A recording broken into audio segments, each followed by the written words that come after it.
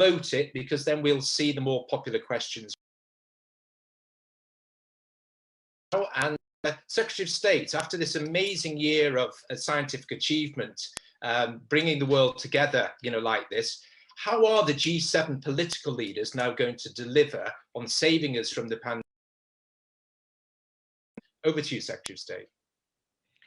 Well, thank you very much indeed, and it's a great honour to be able to speak at Chatham House, and an irony that your rule is.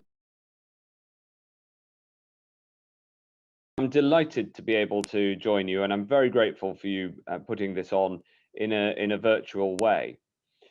And it was in 1832 that the London Quarter that we've witnessed the birth of a new pestilence, which in the short space of 14 years has desolated the fairest portions of the globe and swept off at least surmounted every natural barrier and conquered every people. So that was in 1832, and that pestilence was cholera, which brought devastation around the world.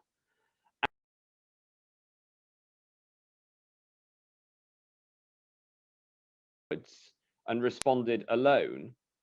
But after 3 consecutive cholera pandemics over a period of 30 years, and accelerated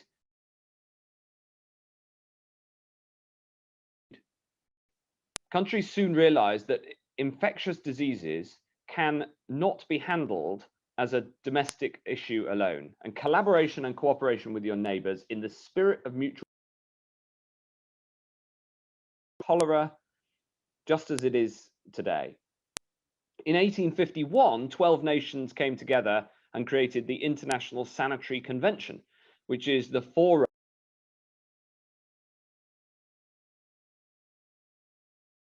more and more areas where they could work together for the greater good. They put in place, for instance, a legal obligation for countries to notify one another about outbreaks of disease.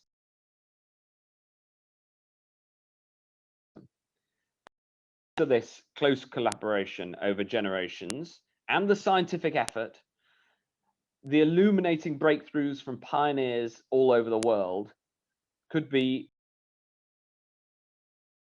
in France, and Robert Koch in Germany, and Filippo Pacini in Italy, and Sambhu Nath Dey in India, and for instance, John Snow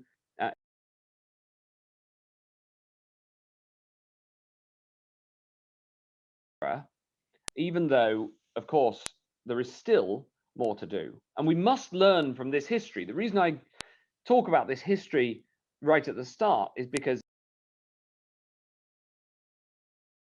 humans healthy in an interconnected world is even more pressing now than it was in the 19th century, especially given the UN forecast that 2/3 of the world are projected to live in dense urban areas. Of 2020 was about nations working to solve pressing challenges immediately in front of them at home. We've all been engaged in essentially the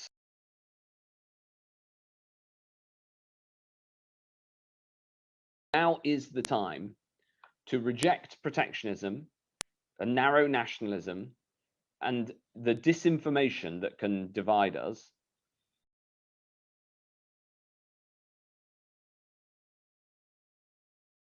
COVID-19 affects every nation because we are all human. So 2021 must be the year in which humanity comes together.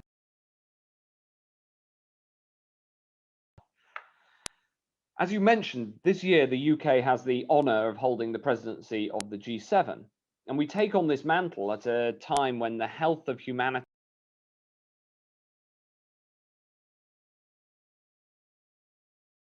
it's also a time to learn from shared experiences and build a stronger international health system. We must build back better, learn from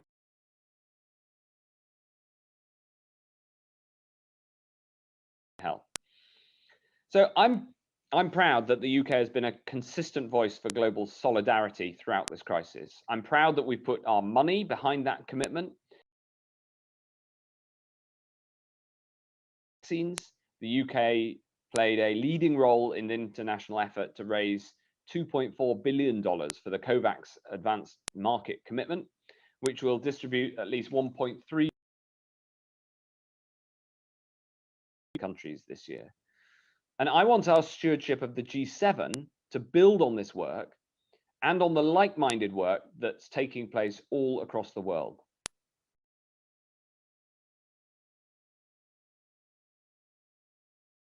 Plans to leave the World Health Organization and instead has recommitted once more to playing a central leadership role. This is good news for everyone, and we're all stronger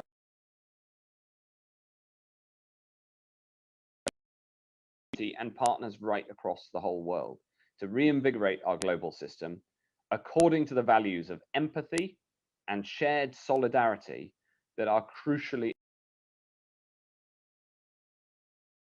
I was reflecting that in normal times, healthcare in each country is often seen as largely a domestic affair, concerned with improving the health of the nation.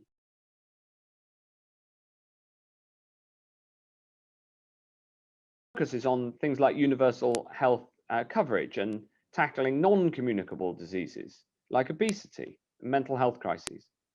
But a pandemic, and it makes organizations like the G7 all the more important. From a personal point of view, I found the weekly G7 health ministers' calls at the height of the pandemic given the experience that we've had across the West, it's absolutely vital that G7 members come together to provide the international leadership that people look to us for.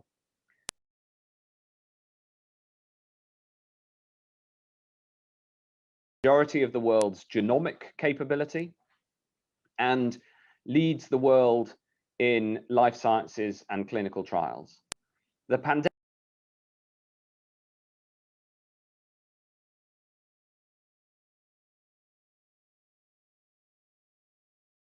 the #1 economic policy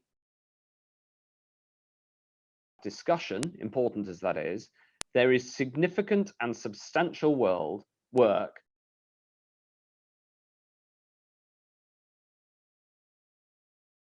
that we have to do and concrete progress that must be made.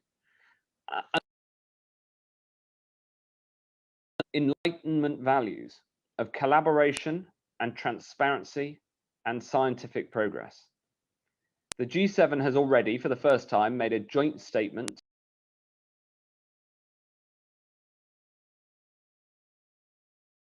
and today I want to set out the UK's G7 agenda for the rest of this year, and also some of the actions we're putting in place immediately to deliver on it.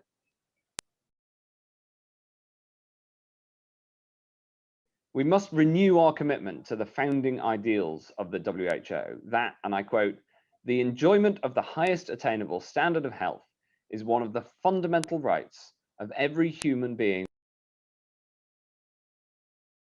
economic or social condition."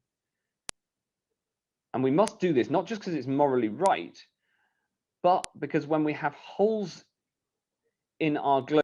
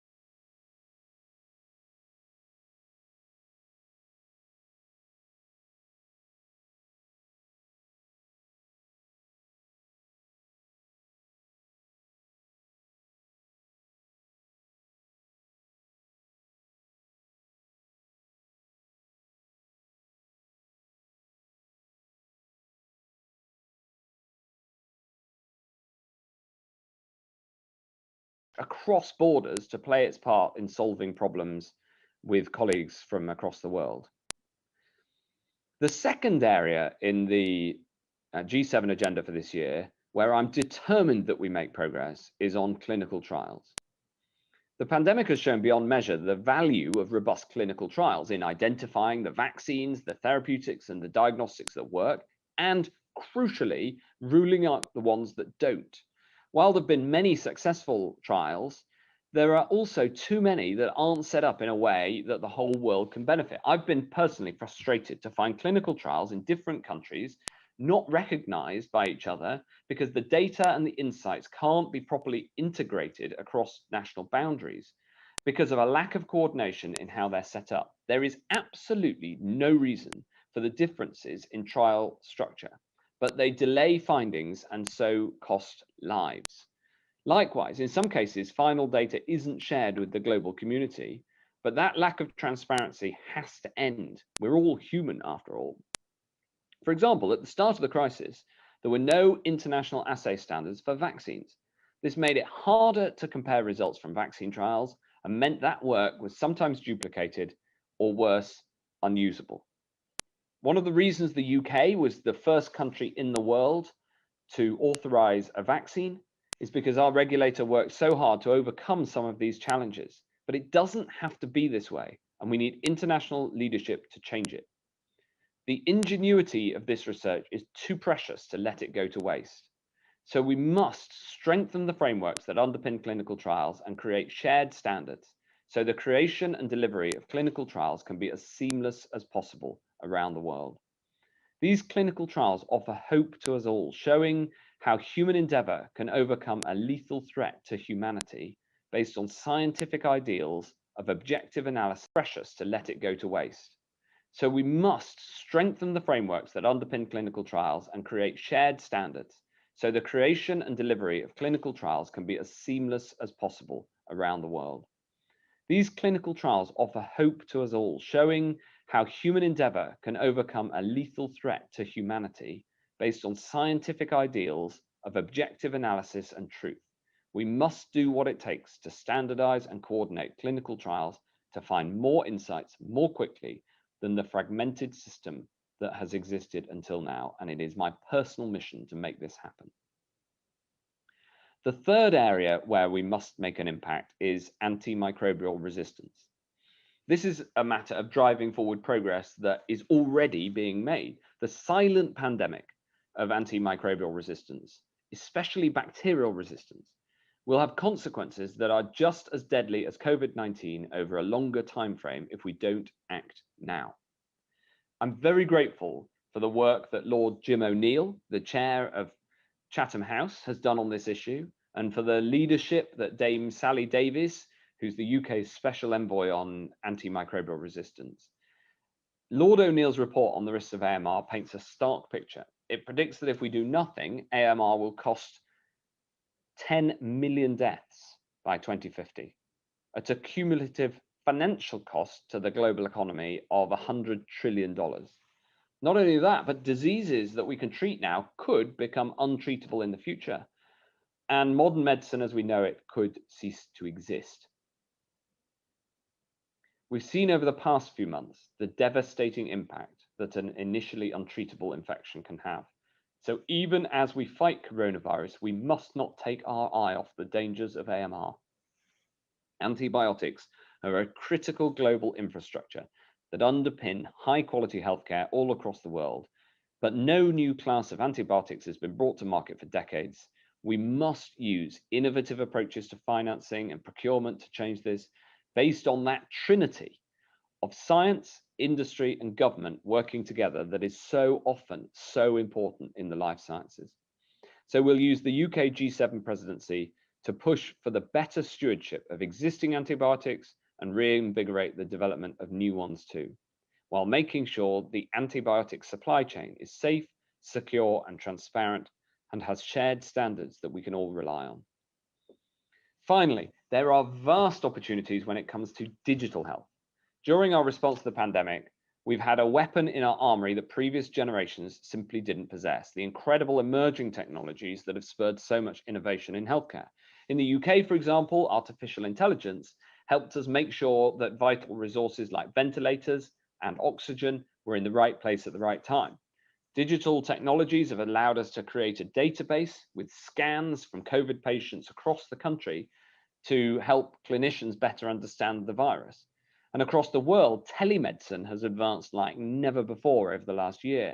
Now we've proven beyond doubt the benefits that health tech can offer, and we must go further and make sure these benefits are shared by people everywhere. There's one thing that digital technologies have in common with pandemics, and that's that they grow exponentially. So we must put in place the guide rails to enable this incredible innovation. At the same time, make sure these technologies develop according to the values that reflect the best of humanity.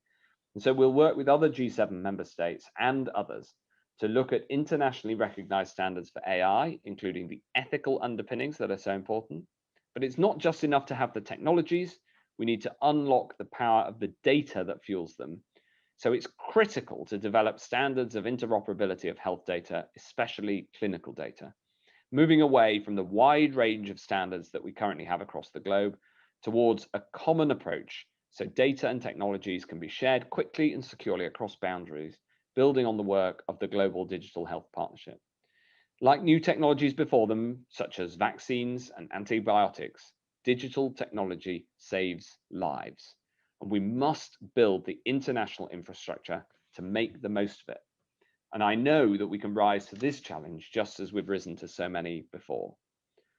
Overall, this is an ambitious agenda building on the 5-point plan set out by the Prime Minister at UNGA last year. And I'll finish by saying this. This should be the moment when we move from nations facing this battle themselves to us joining arms, even as we have to tighten borders. The virus attacks us all because we are all human. So we must draw upon what it means to be human as we respond, our shared ingenuity, our shared solidarity, and our shared determination. We're in a war against this virus, and the whole of humanity is on the same side. Now is the time to make that count. Thank you very much.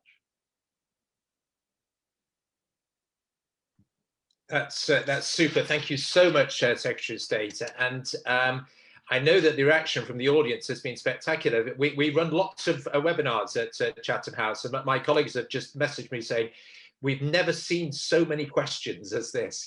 So I think you really have raised some great issues there, and particularly I think around the need for international solidarity. I think we all recognise that countries, as you say, have been sort of grappling with this. Often feeling very much on their own, but the way that humanity is going to overcome this is through global solidarity and linking arms, as you say, to tackle this as humanity. And I think in the discussion that we're going to have now, I think we'll sort of focus on this quite a bit, judging by the questions that we've been having coming in. Very much encourage participants to keep asking your questions. We're trying to filter them and sort of pick the best ones, and please upvote the ones that you particularly like, so we'll be able to pose the most interesting and popular questions to the Secretary of State. But I'll perhaps sort of kick things off, if I may, and really sort of reflect on what you were talking about, solidarity. I mean, interestingly, we at Chatham House are doing some work with another G7 member, the government of Japan, specifically looking at this issue of the importance of solidarity in tackling the pandemic.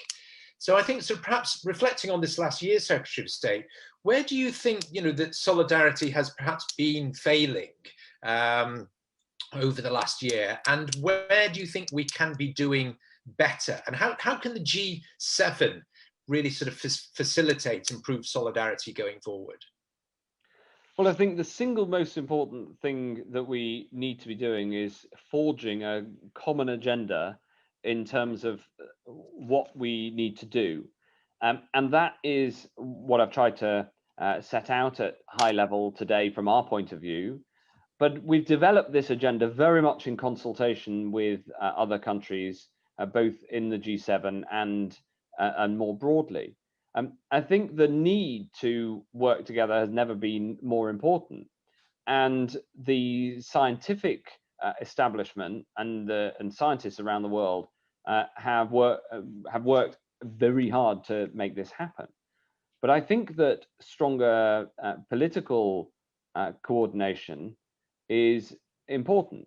The executive board of the WHO this month is a really good case in point, and I'd point you to the WHO's own work in this area, strengthening their own processes, but making sure that we try to coordinate. For instance, just pick one example on clinical trials. Mhm. If you don't set up clinical trials in a way in which they can be compared to a clinically rigorous level, then you end up with several small samples, and you don't get the benefit of the same treatment, whether it's the treatment or vaccine being tested in different countries. Mhm. The MHRA in the UK worked very hard to overcome that, but it makes the process harder if there isn't that set of common standards. You know, that may seem like quite a technical issue, but get it right, and you can get therapeutics, you can get vaccines safely to market faster, and even faster than we've managed to over the last year. And that's the sort of area where international leadership is needed. Yes, yes, absolutely. I'm sure that a lot of the global health community watching will feel exactly the same thing. To bring some rationality to the whole clinical trials world will be vitally important. Talking about vaccines, and obviously, that is the hot topic one feels this year, and surely it must be the priority for the G7 and G20 to ensure universal and equitable rollout of vaccines in 2021. Very as much to get the global economy going as anything else. Our chair, you've mentioned him already, Jim O'Neill, has called this, a no-brainer, a bargain of the century that will bring potentially savings of trillions of dollars in the long run. But there are signs of vaccine nationalism undermining these efforts, which will affect, global health security. So, specific measures will the UK take as the chair of the G7 to sort of accelerate a fair allocation of vaccines around the world? And particularly, you might have heard again the Director General say at the Executive Board last week, he would like to see every single country in the world starting to vaccinate their vulnerable populations by April the 9th. Is that something that the UK adheres to and would encourage the G7 to support as well? Well, I think the rejection of vaccine nationalism and the rejection of protectionism around vaccines is incredibly important, because whenever it's been tried, protectionism has damaged those countries who try to put it in place as well as everybody else. And I think that's a lesson it's incredibly important that people heed right now. So in the UK, we've tried to deliver on this commitment to global fair access to vaccines in two ways. The first is with financial resources, not only putting our own substantial foreign aid budget to bear, making sure that COVAX and Gavi are well funded, and also done everything we can to leverage in further funds from international partners. And I hope that continues. But also, the approach that AstraZeneca has taken to the international distribution of the Oxford vaccine has been to do it on a not-for-profit basis everywhere. And because that vaccine is one of the most transportable and logistically simplest of vaccines, and is by far the cheapest of the widely available vaccines, that is a very, very significant contribution. And the UK government was, we were very strongly supportive of AstraZeneca taking this benevolent international approach to making sure that that vaccine is globally available. So both the provision of the vaccine itself and of the financing to ensure that everybody gets the opportunity to buy it, we've been working very hard to make sure that we not only put our resources on the table, but try to leverage in others. If you think about it, the UK is a country of around 70 million people, and we are the single biggest funder of the global vaccine effort. And I very much hope that effort grows and grows. Great, thank you very much. One key area of solidarity that, you know, is around the move towards universal health coverage. You know, the world's leaders all gathered at the UN in September last year and signed this political commitment to achieving universal health coverage. And you have WHO very much sort of saying that UHC and health security are two sides of the same coin. And, you know, this is one of the best strategies to tackle the pandemics. And certainly the elders, that group of global leaders, are sort of promoting UHC as a way to tackle pandemics. The UK has been seen as a great UHC success story of the year. You know, we're very proud of the NHS. I see you wearing your NHS badge there. This is sort of a great thing that's brought solidarity to our nation. Do you see the UK having a sort of bigger role in championing universal health coverage, maybe through the G7, but even bilaterally to countries to encourage them to create a universal system, maybe even encouraging the United States to take this step at this crucial time? Well, you're very tempting. You're very tempting in the question, Robert. Obviously, I'm incredibly proud of the National Health Service, and it was once called the greatest gift a nation could ever give itself. And I strongly believe that. And I would recommend the approach that we take in the UK to anybody around the world. And I think that the foundation of the National Health Service, which was formed and conceptualized during the Second World War, I think is an incredible mission that I would recommend to any of my colleagues, any health minister around the world. And we're very happy to support countries that want to go on that journey. We find that it is both fair and it's good value for money too.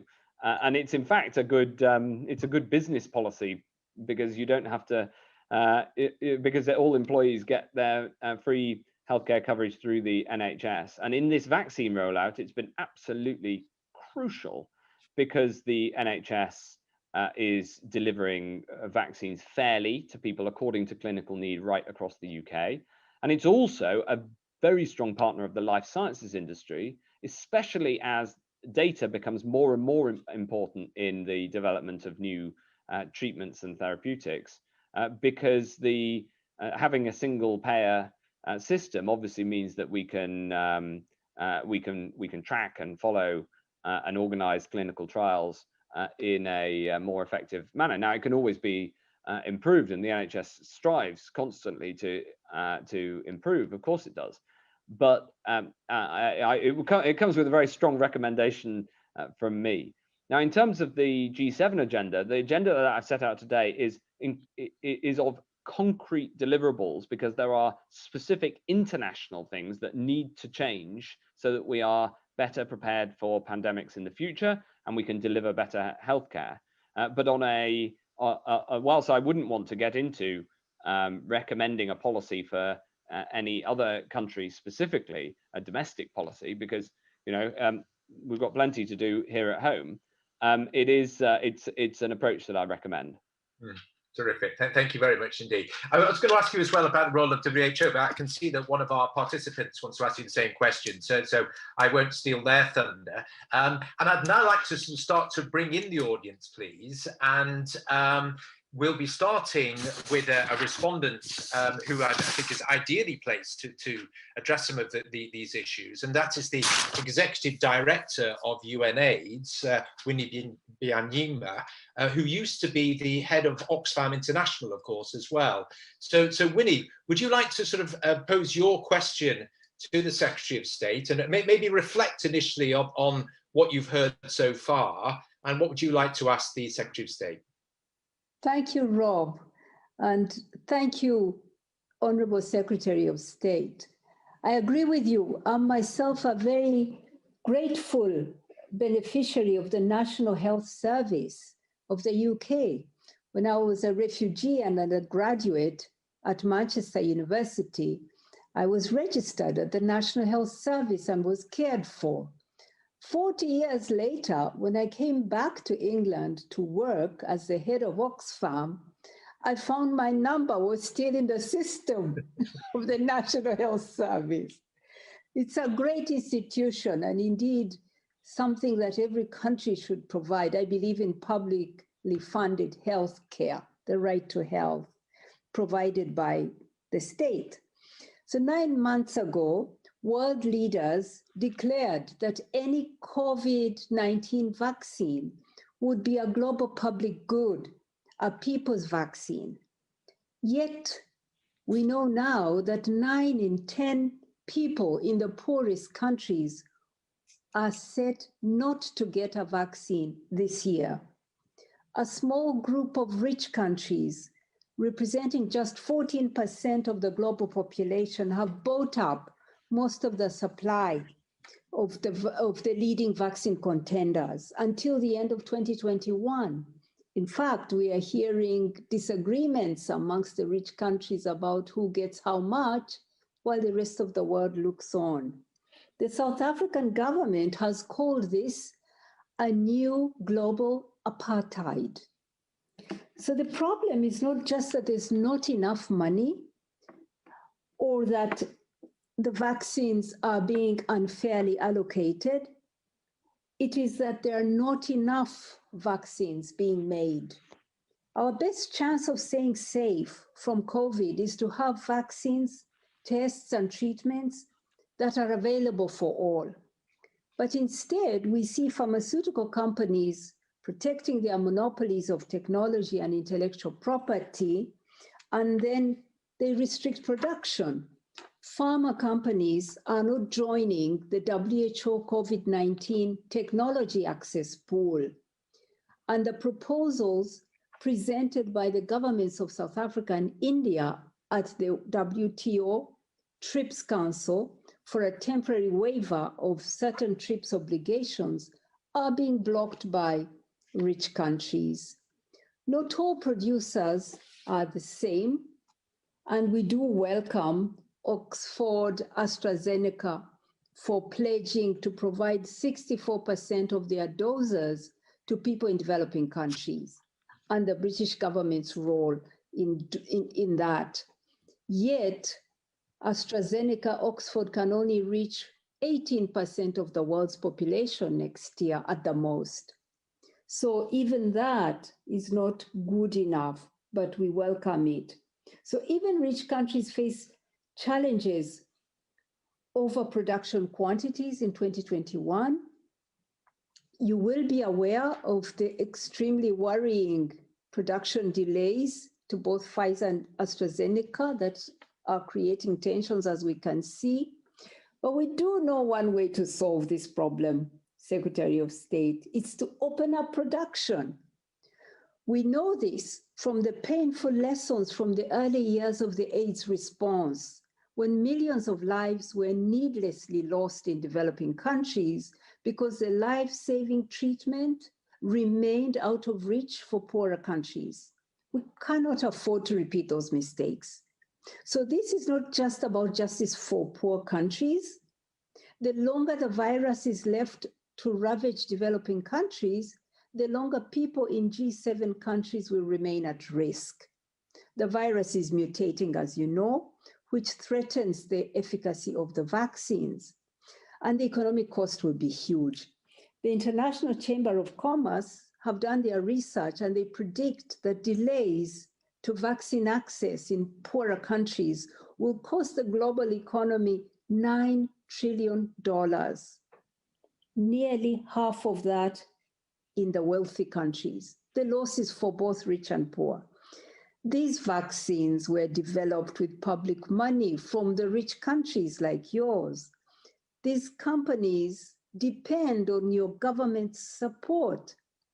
So the UK's chairmanship of G7 and its position as a base of pharmaceutical industry makes the UK key in overcoming the global COVID crisis. So my question to you, Secretary of State, are these. Support for COVAX is welcome, but cannot on its own solve the supply problem. How will the UK ensure that constraints on licensing and know-how no longer obstruct mass production of the vaccines? How will you help to make companies take part in CTAP? It's there. How will you help speed up agreement on a waiver at the WTO? How can you ensure that there are enough vaccines produced this year so that no one is left behind. Thank you, Secretary of State. Well, thank you very much, Winnie. I agree with so much of the premise of your question. As you say, of all of the vaccines currently being used, the approach that AstraZeneca has taken has been, I think, the most progressive in terms of licensing its vaccine at cost in countries right around the world. And the more that we can do that, the better. And you say it's not just about the money, and you're absolutely right, because it's about access. Now, it's of course understandable that countries will seek to ensure that their own citizens can get vaccinated. After all, that is their primary job. But at the same time, it is the increase in the overall supply of vaccines that can solve this problem. So I hope that we can work together on this important agenda, and we can open up the supply of vaccines right across the board. At the same time, we must ensure that we spot and respond to new variants, and hence the proposals in terms of helping countries to spot new variants that can cause problems, either because, like the variant first discovered in the UK, the transmission of that variant is faster and there's a risk that mortality is higher, or as in some cases, but thankfully not the case of the new variant first discovered here, that the vaccine may respond, that the virus may respond differently to the vaccine and not be suppressed or dealt with by the vaccine as much as the older variants. Making sure we continue to update vaccines in the future will be as important as making sure that the ones that we have now are widely available. And we must stay ahead of that too, which is best done through international collaboration.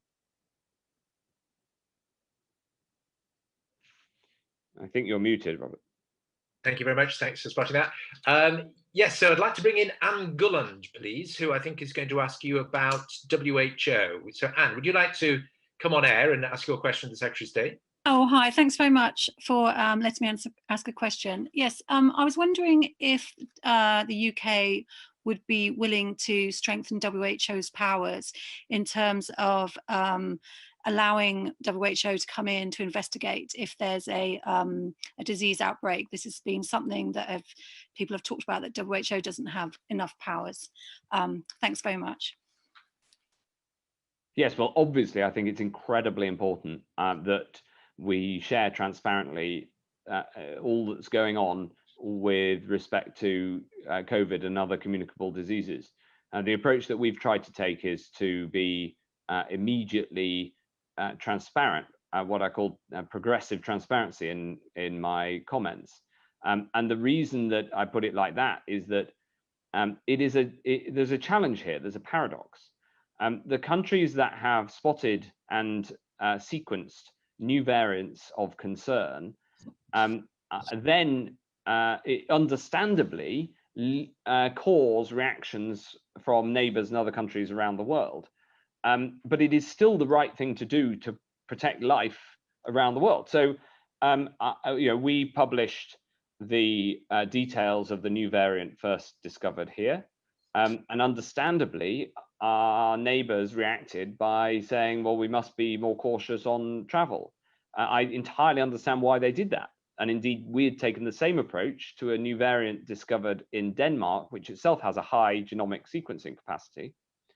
At the same time, when the South African government, which it has a high genomic sequencing capacity based in the South African universities, their excellent work, which discovered and sequenced the South African new variant of concern, understandably led to the response. The variants of concern I worry most about are the ones that are spreading but are not yet identified, and hence the offer, the global offer, that we will put some of our genomic sequencing capability to sequence new variants where they're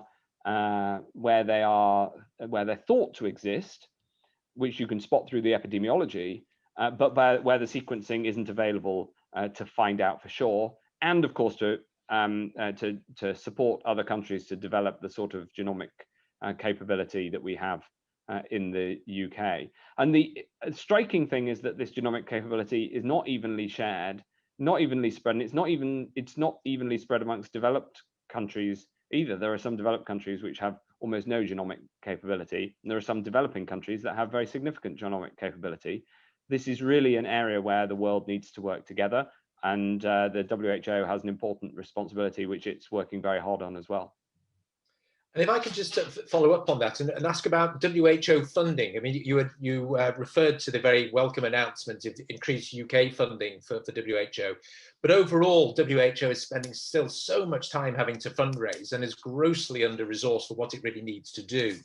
Is this something that you're going to be sort of championing in the G7 to encourage other countries to increase their contributions and taking that into the G20 as well? Because if we are going to tackle this collaboratively, you need a well-resourced WHO. Well, it's an incredibly important issue and an incredibly important question. And there's also a question over the baseline funding as opposed to project funding within the WHO.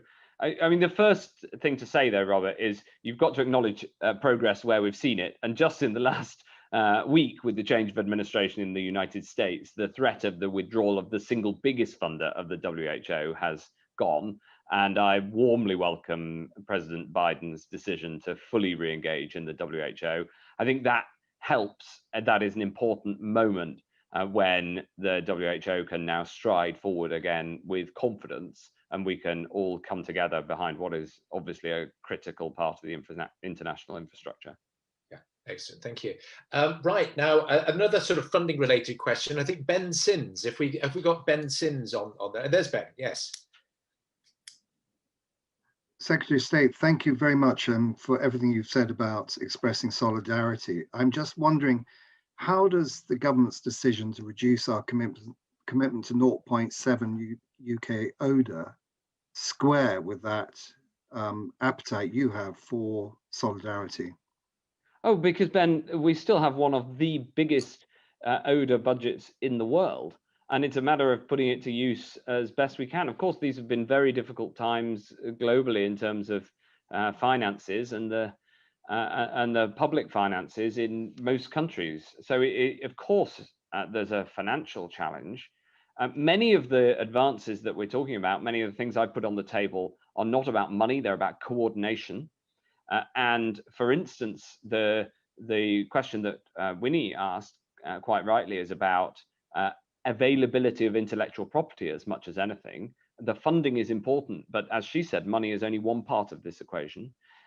Improving clinical trials saves lives, but doesn't take a penny. It is a matter of leadership to standardize a methodology for clinical trials that, if they're all set up off the same methodology, will be interoperable in a way that they're not now. And each individual researcher or clinical trials group has a reason why they set their data structure up the way they do, but there's no reason why that can't be standardized. So of course money is important, but it is only one part of the picture, and the UK still is a formidable funder of international aid.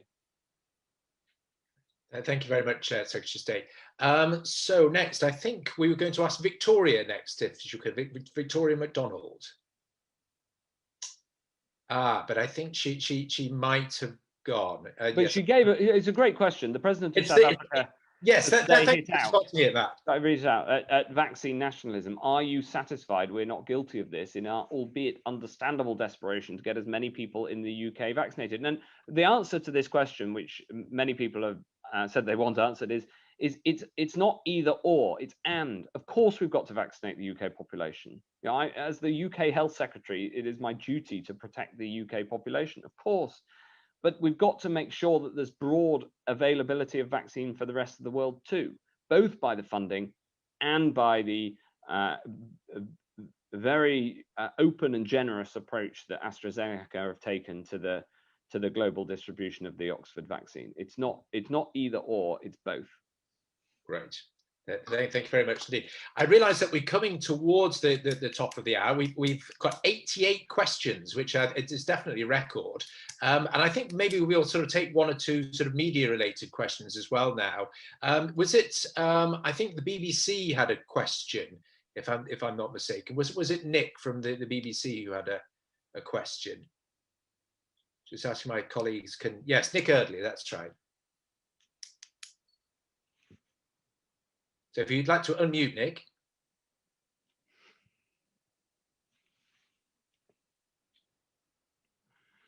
Nick Eardley, are you there? Are you able to pose your question to the Secretary of State?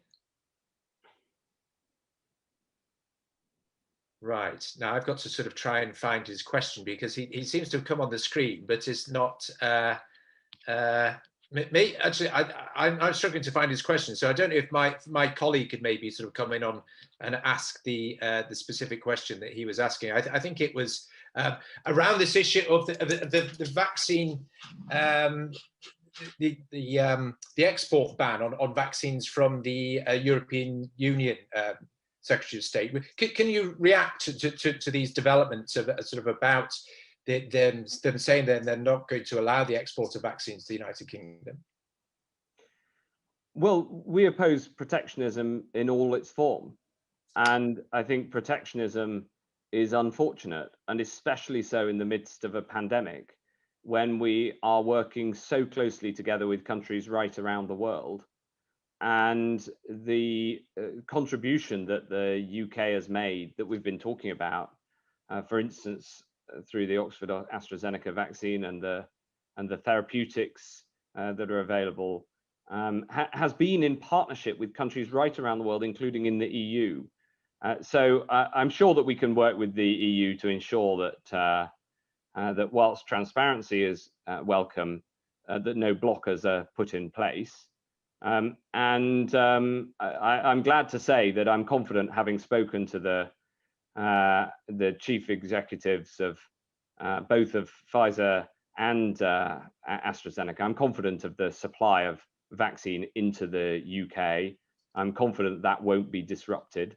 But I would urge all international partners, in fact, to be collaborative and working closely together. I think protectionism is not the right approach in the middle of a pandemic. Yeah, great, thank you. Next question, and we're coming towards the end now, but if we could bring Richard Koch on screen, please. That's quite an upvoted question, so with 15. And I think that Richard would like to ask really about testing. So Richard, would you like to ask your question, please? Yeah, Honourable Minister, it's really to try and reflect within the G7 in particular, the fact that there's sort of a paradox with COVID-19, and it's hit the highest income and the most developed countries the worst. Is this a reflection of the unhealthiness of our societies in high-income countries rather than any issue over preparedness? There's a lot of focus on that and our abilities to use genomics, etc., which is all important. But actually, what about our unhealthiness and our vulnerabilities and loss of resilience in so-called developed nations? I think it's very worrying. Thank you. Thank you, Richard. Well, I've absolutely no doubt that a healthier society, and in particular a society with less obesity, is a better place to deal with the COVID pandemic. We know that after age and sex, obesity is the third highest determinant of your morbidity if you catch COVID, and that is obviously a very significant problem in countries that have a long-term challenge when it comes to obesity. So it is something that obviously we've got to do a lot of work on to make sure that everybody's as fit and healthy as possible. Thank you. Thank you. And just one final one, so maybe sort of as a summing up type question, if I may, Secretary of State. The recent IPPR report, you know, the Independent Pandemic Response Committee, have noted that last year that both the G7 and G20 really underperformed. You know, that they were very reactive in their responses, and it wasn't really sort of planning ahead strategically. What do you hope is going to happen differently this year? Sort of thinking ahead to June and the big summit, what are your expectations and hopes that the G7 is going to get its act together to tackle the pandemic? Well, I think people are crying out for international leadership. I think that there are so many issues, including the 4 that I put at the center of the G7 health agenda. And there are so many issues that we need to deliver on.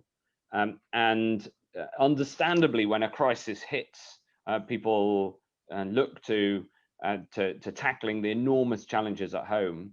But we can best do that by reaching our arms out and collaborating closely and in an open and trusting way with partners right around the world. And so I think we should be using all multilateral fora to do this. The G7, because we're presidents, obviously has a particular focus for the UK, but also I know that the Italian government feels the same about the Italian presidency of the G20, which has an incredibly important role, and the work that the World Health Organization is doing to make sure that it plays its part. So I really hope that we can look outwards, that we can work collaboratively, and that we can raise our eyes collectively to the horizon. I welcome the new administration in the United States really opening the way for that with their clear commitment to playing their full part in international fora and multilateralism. And I think that therefore we have a chance to solve some of these problems, even whilst we still grapple with these incredibly difficult challenges at home. Great. Thank you very much indeed. I know you have a hard stop at 2, so apologies to all the people who've asked questions. We didn't quite make the 100, but we got very near to it.